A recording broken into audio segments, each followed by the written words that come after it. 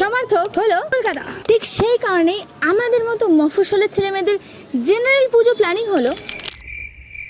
এ ভাই, এবারে কলকাতায় কবে যাবি দুর্গা পুজোতে? চল ভাই, তৃতীয়া চল। সেদিনে ঠিক হবে, নাহলে ভিড় হয় প্রচুর। তো এই পাকা বাচ্চাগুলোর কথা শুনো না। কলকাতা ছাড়াও আমার ক্যানিং শহরেও না অনেক ভালো ভালো প্যান্ডেল হয়, যেখানে তোমাকেও লাইনে ঠেলা খেতে হবে। চলো দেখি।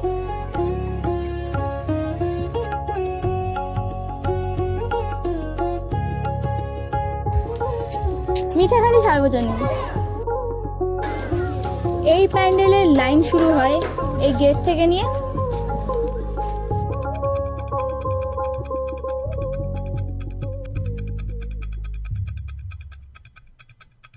আচ্ছা, আর এটা আমি জাস্ট একটা লাইনের কথা বললাম, এরকম আরো একটা গেট আছে যেখানে সিমিলার লেন্থের লাইন হয়।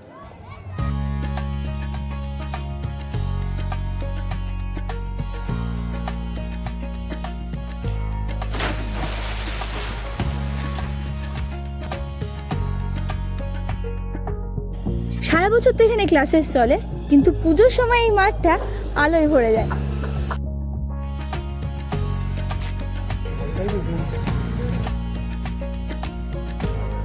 এখন আমরা রয়েছি ক্যানিং এর গান্ধী কলোনির কলাগল্প ক্লাবের 48তম পুজো।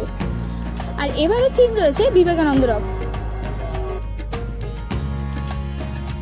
এবার আমরা এসে গেছি নিউ স্টার ক্লাবে, যেটা রয়েছে ক্যানিং রাজারলাট পাড়ায়। এবারের থিম আমি যেটা দেখতে পাচ্ছি সেটা হচ্ছে চীনের গ্র্যান্ড লিসবোয়া।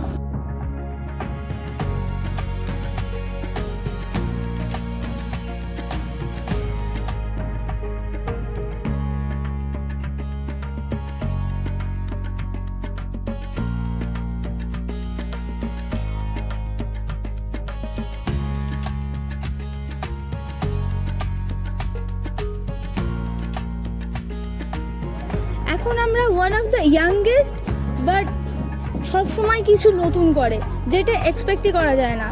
আসলে তোমার একটা ওয়াও আসবেই আসবে। এটা বিদ্যাধরী পাড়ার খেলার মাঠ, আর এদের এটা 7th ইয়ার অফ এই সুন্দর আয়োজনের।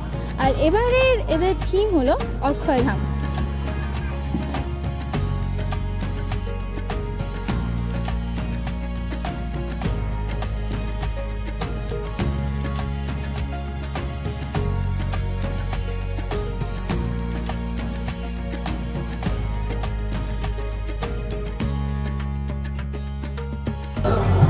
এখন আমরা রয়েছি ক্যানিং জয়দেব পল্লীর নবারণ সংঘ ক্লাবের 32তম দুর্গাপুজোয়।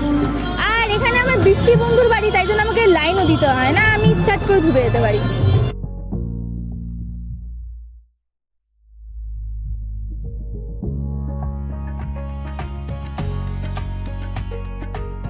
এখন আমরা রোল খেতে খেতে চলে এসেছি সঞ্জয় পল্লীতে। আর এবারের এখানকার থিম হলো বুদ্ধ মন্দির, যেটা আমি পাশের কাকিমার কাছ থেকে জানতে পারলাম। আপাতত কেউ নেই, কিন্তু বাঁশ আছে, তো একটু দেখে নাও।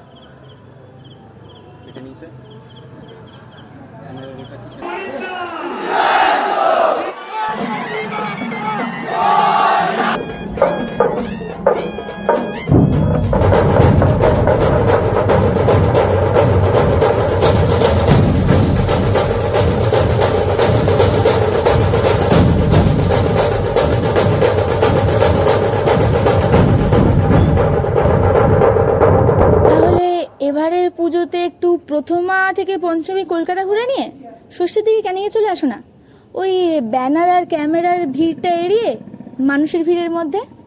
ওকে, তাহলে দেখা হচ্ছে পরের ভিডিওতে, যেখানে লাইনটা বড় না হলেও ঐতিহ্যটা অনেক বড়। Bye bye. টেক 99 গো।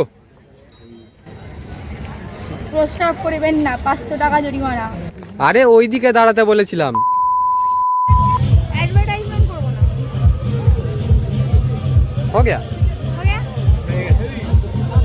3 बूम।